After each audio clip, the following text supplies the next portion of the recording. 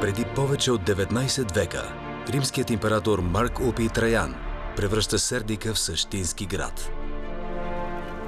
След опустошаването на Сердика от варвари, император Марк Аврелий и сина му Комод решават да укрепят града и издигат крепостни стени. Те са съобразени с планировката на Сердика, която се състои от улици, пресичащи се под прав ъгъл, затова имат форма на правоъгълник. Височината на стените е достигала около 10-12 метра, а на колите до към 15 метра. По-късно стените са разрушавани и отново строени няколко пъти.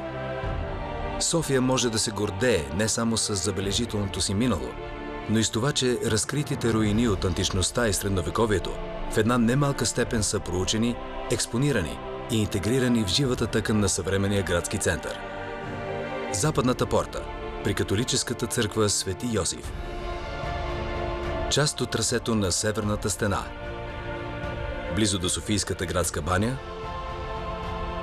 и в сутеренния етаж на градските хали. И източната порта в подлеза на президентството.